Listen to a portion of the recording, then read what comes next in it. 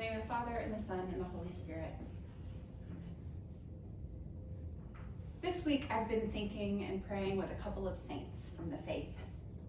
One is Dorothy Day, a recent light of God in our generation in the 20th century. She was a newspaper reporter, a food line organizer, a convener of communities, and a critic of unjust systems of power that left a lot of people suffering. Now, Dorothy Day is a funny person to revere. She really didn't want to be a saint. She said that people who became saints didn't get taken seriously. If something is just the behavior of a saint, then that's nothing that we could hope to aspire to.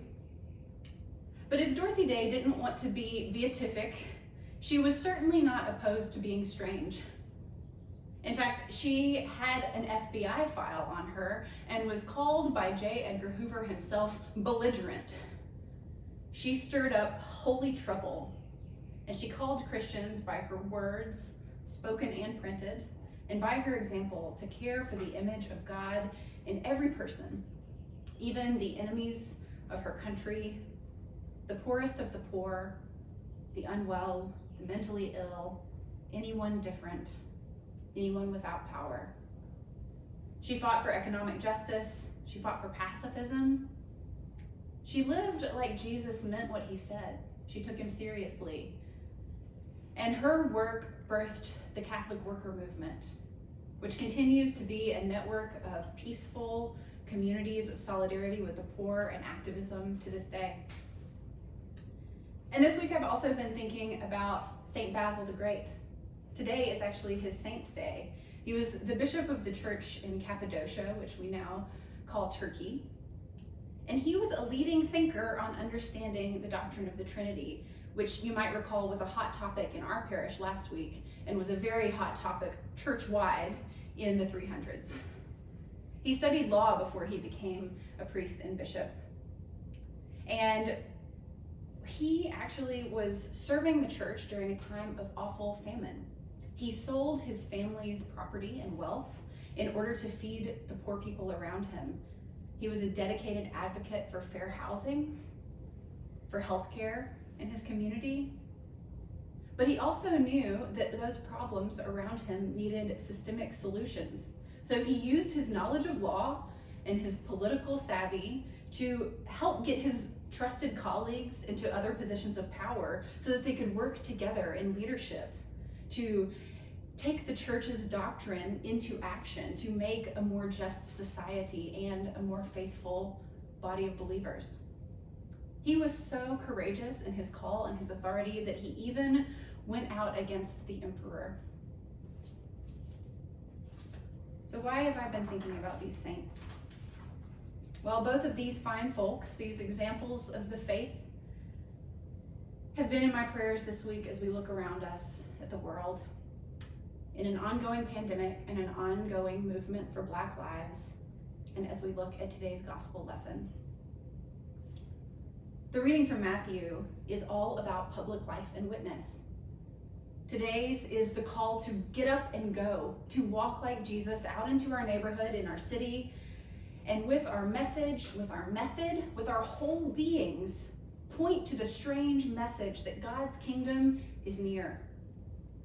That means that God's way of living together with justice and love and peace, with counterintuitive kindness, is possible. It's close by. It's right here. We just have to look up and see it and live it.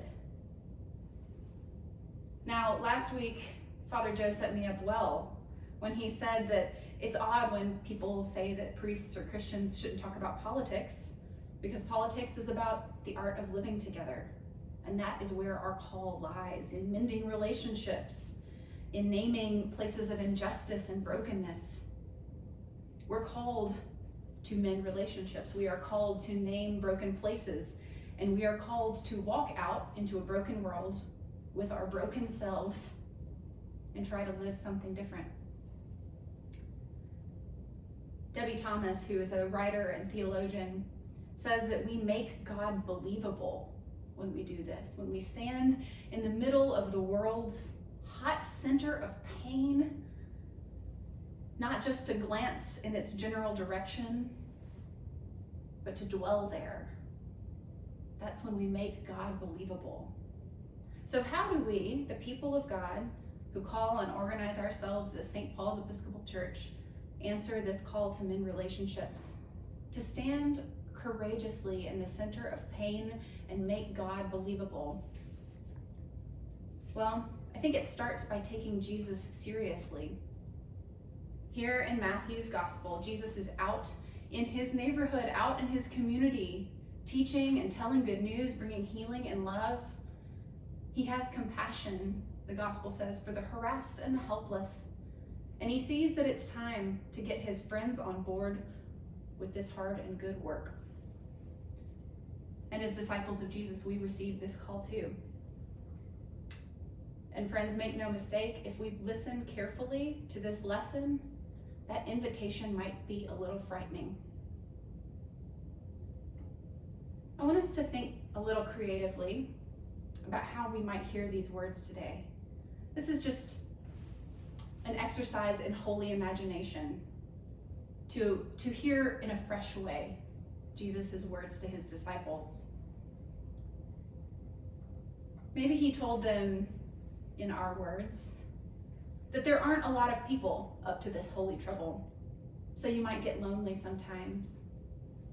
But still, you've got power to heal and power to stay true, even in the face of deception, even in the face of oppression and loneliness. Start right around you. Start in your own community with this work. Tell the people nearest to you that God's way of living is right here, and it's possible. It's right under your nose. Remember that money can't help you. The realest stuff of life, the stuff of God's presence, can't be bought or sold, and you can't save up enough to really be secure. You can't bank enough to be fully alive or earn enough to know God. So stop worrying about money. Live simply. Risk the vulnerability of not stockpiling, of not having a backup plan. If you find your people, if you find the other folks who welcome you, who are living God's way of love, rest in each other's company. Encourage each other. Spend some time being nourished in that fellowship.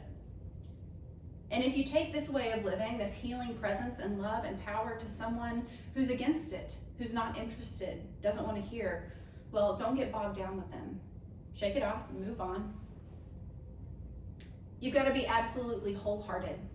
And even though it can be vulnerable, be fully present to this holy, hard work. But be smart too.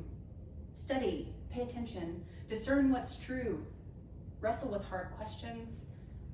Don't ignore the facts around you. This life of loving and healing, remembering what really matters, is going to get you into trouble. In fact, it might even get you in trouble with the law. Don't be afraid. That kind of power is no match for God's power.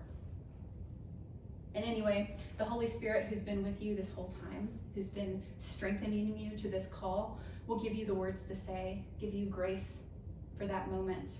You'll look around at all the criticism, you'll look around at all you have given away or has been taken from you, and you'll still have the fire of faithfulness in your belly. This life of loving and healing and remembering what really matters isn't easy. It might even cause conflict in your life, in your relationships, maybe even with your family. But know that when you stick with it, if you keep choosing the love of God, God's healing, God's justice, you will find the right community of folks to work alongside, and God will be with you. That's just one way we might hear those words this morning. This passage with all these challenges, these details of living, is the foundation of Christian social teaching. And they are hard instructions. Jesus asks so much of us. He's so demanding. He doesn't respect our traditions. He doesn't respect how hard we've worked for what we have. He is not respecting good manners or the way we're supposed to do things. He doesn't even respect the importance of family. I feel a little nervous. Do you? Now, there are a dozen ways that we might each need to say yes to this call.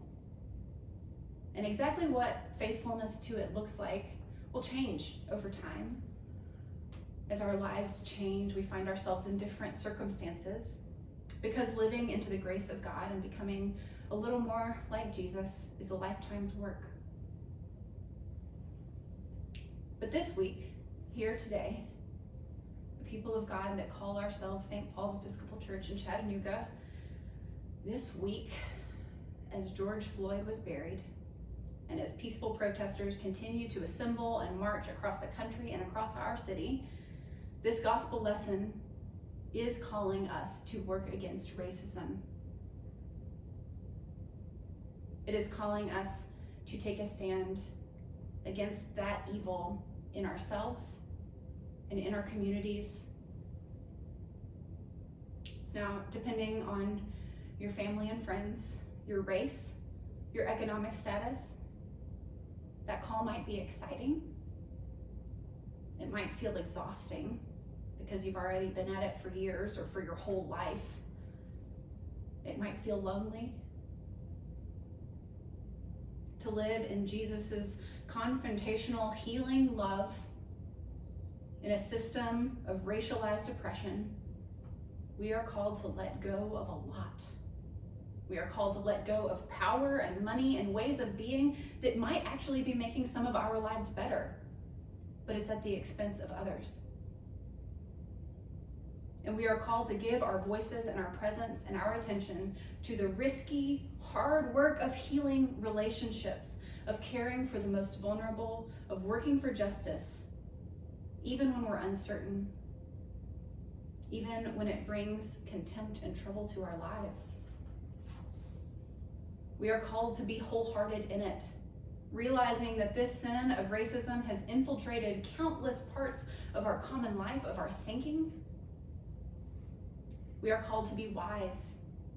We have to learn and study and listen deeply to our stories, to other stories, especially those from the Black community and from other people of color and from our movement elders. We have to discern carefully the messages that are ricocheting around us and honor the wisdom and leadership of those who have been at this work the longest. And honor the wisdom and leadership of those who have the most at stake. We look to the examples of saints before us, countless advocates for healing love and justice, folks like Basil and Dorothy, to see that we can use any and all of our skills, our resources, whatever our influence and leadership might be, to bring God's healing presence to this world. And like the 12 commissioned here in the Gospel of Matthew, we do not go into this work alone, but as a community. We might not always get it right, but we will go together to give each other encouragement, to share our wisdom, to share our courage, to offer accountability, and give each other reminders of this call. Here is the good news of Jesus, right here.